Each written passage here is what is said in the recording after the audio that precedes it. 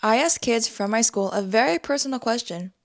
Had they ever experienced racism? I know, it's a super personal question, but I gave them the option to opt out. On that note, let's get into today's video. Like sun on my skin. So this is love. I know it is. I know it sounds super cliche, but you make me feel some type of way. In today's day and age, it seems that racism has not come to an end. We're still experiencing racism and powerful movements such as the Black Lives Matter movement and aapi. Since California is a melting pot of different diversities and cultures, I thought it'd be fun to ask kids around my school if they ever experienced racism. The first person I interviewed was Anjali. She shared experiences with her food. I'm going to be asking a question. It's a little personal, but here we go. Have you ever experienced any sort of racism? Yes. Why? So, when I was in elementary school, we would bring our own lunches, of course. I was in a predominantly white school, so I would be very conscious about the fact that I had a lot of Indian food. I would be isolated a bit because I would eat with my hands, which is like a way of respecting the food in my culture. And they would be like, oh, why is it so oily? Why does it smell weird?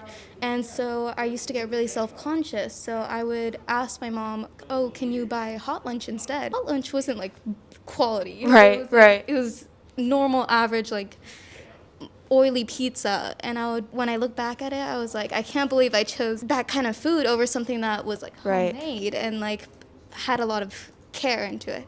So like being very protective about my lunch and kind of like hiding it, that still kind of like stuck with me. So when I actually eat in public, I get very weirded out. I'm like, Totally. I don't want to do that.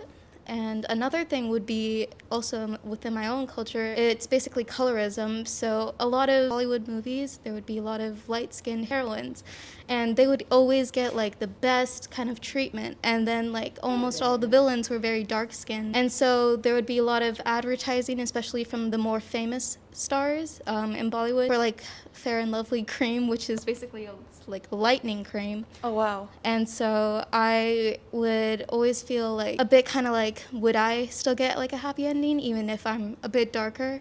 And like there would always be like those slight comments, not like, oh my gosh, like you're so ugly because you're like darker, but it would be like, oh, do you want to try like this mask? It helps lighten your skin a bit, or it makes you kind of feel prettier, or you like hear the disappointment when you like come back from a vacation or like a camp and you're a bit darker and it's like, oh, now you're back to the same color that you were before like quarantine when you got lighter. And I would be like, I know you don't mean it in the way Right. like you like, But it still stings. and it still hurts. If you don't mind me asking, what kind of lunches do you take to school now? I don't really take lunches because like Is it still because of your experiences and... yeah, I didn't think it affected me that much. Well, I just want to say, like, knowing you experiencing things like that, like not being able to food comfortably at school, that I honestly, again, I can't even imagine how you may feel.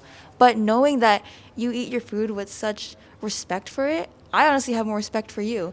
Knowing that you have these different practices in your cultures or traditions, that's really special. Knowing that you're part of a minority, I know, again, in today's day and age, comments are said, you know, you get stares, but knowing that you're different, I think we should start to accept that more.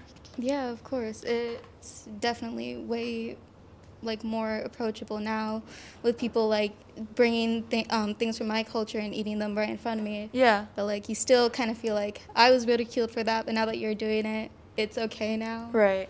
So, but yeah. Thank you again. The next person I interviewed was Janie, and she shared her experiences within family dynamic.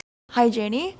My name is Sophia, and the first question I'm going to be asking is, have you ever experienced racism or prejudice? Could you define prejudice? Just like, like anything, you know, like any comments or things that have been said to you because of your race.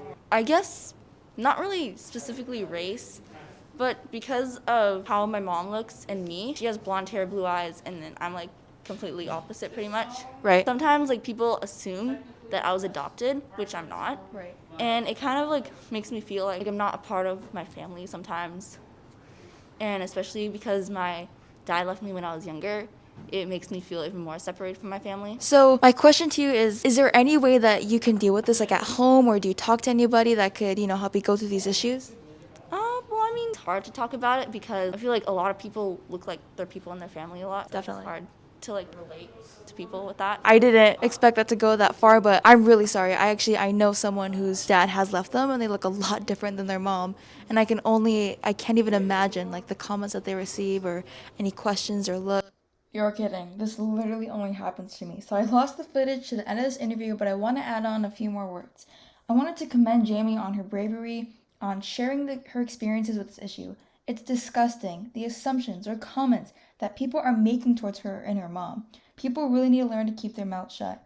But on that note, let's head into my after interview analysis. I didn't expect this one to go the way it did, but I'm very glad she shared her experiences. It's one that I never thought would happen, but it does. The last person I interviewed was Kyra. Her interview added a touch of humor, so having this conversation with her flowed a lot more easy. Hello, Kyra. My name is Sophia, and I'm asking you a bit of a personal question, but here we go. Have you ever experienced racism, directly or indirectly?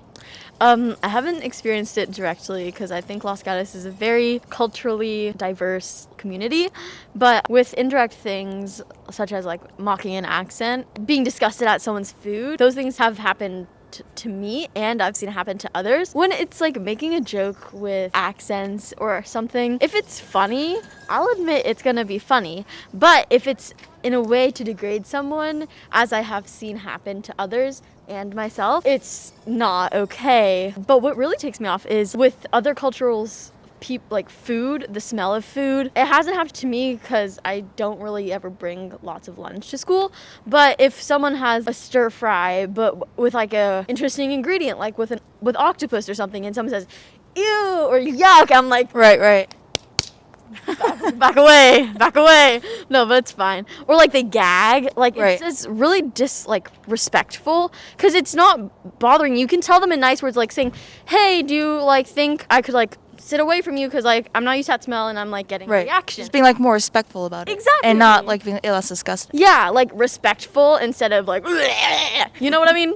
You just can't be insensitive. If it's funny, it's gonna be funny. People will Okay, laugh. so going back to what you said about, making a joke about it, if it's someone who's another ethnicity making a joke about your culture and you find it funny, you're okay with that? I mean, yeah, even if I don't find it funny, but it wasn't A degrading manner. it's gonna be like okay. But if it's in a degrading manner, it's not okay. Okay, that's really interesting because I feel like no matter what people say to you, if it's about your culture, food, whatever, they always seem to find it disrespectful. Even if it's a friend saying it, they always find it. It's just interesting to hear this other point of view. Yeah, I mean, if they're not trying to be disrespectful, don't take it that way. Because in the end, are you really gonna like burn lots of bridges because of this? Or Right. would you rather take the steps to educate them saying, hey, that wasn't really nice? Or say like, oh, that was really funny, but like maybe don't say that in front of like people you don't know. Or just be like, that was really good. Like, okay, on TikTok, there's like lots of trends with Indian music and Indian accents. Okay. But those are like funny sometimes. Like, So you're okay with this? Like, hello, I'm under the water. Like, I crack up every time someone makes a reference to that. Okay. That type of thing, like making references to that in like a degrading manner, that's not okay. Even if they want to do it for like hoops and giggles with their friends, right? It's not So okay. have you ever found yourself in a situation where you're educating someone else? Not really, because are they gonna listen, first of all? Unless it's like a friend, which none of my friends have really said it, because I'm kind of in this like all Indian friend group. Okay. Why? Besides my rowing friends, obviously. First of all, why waste your breath on trying to change someone else's point of view when you're in high school and you're not gonna ever see them again after high school if you go to college, unless you're gonna be super good friends with them, right? Right. And if you're super good friends with them, then you're gonna obviously have a friend that isn't rude. Always stand up for like others, right? Correct. But if it's to yourself, it's best to let it go if it's a small thing instead of wasting your breath on trying to change someone's point of view. That is really interesting. Honestly. It's just completely different take and I really appreciate that. Honestly. So thank you. Yeah. Okay. Cool. It was interesting how she thought that within a friendship dynamic, these kinds of comments were okay. Now, I know everybody has different levels of comfort when it comes to these types of comments or things said, but having her insight was really interesting. It made me think of her mental streak when she's put in these types of situations. I think we can all learn from Kyra when I say that being in these types of situations can open your eyes to other people's point of view, and we're not always able to change them. However, being ourselves is something very unique, and no one can take that away from us. Since we're on this topic, I wanted to open up about some of my experiences with racism. Last year, I attended a different school than LGHS. It had a predominantly white population, and going to school during the AAPI movement was definitely a huge step for me. I was super excited to go back on campus, especially because I'm a social butterfly. However, when walking through the halls, I experienced constant comments, mainly targeted towards Asian, such as being called COVID or making racist comments about COVID-19 and my Asian culture. Being half Asian, I totally took this to heart. I thought that I didn't fit in here. I thought that I wasn't meant to be here. However, I realized it wasn't my fault, obviously. It was only because they were uneducated. Moving to Los Gatos and switching schools at LGHS was definitely the right move. I was introduced to new people, cultures, ideas. This made my high school experiments that much more enjoyable. Thanks for watching. I hope to catch you guys in the next video.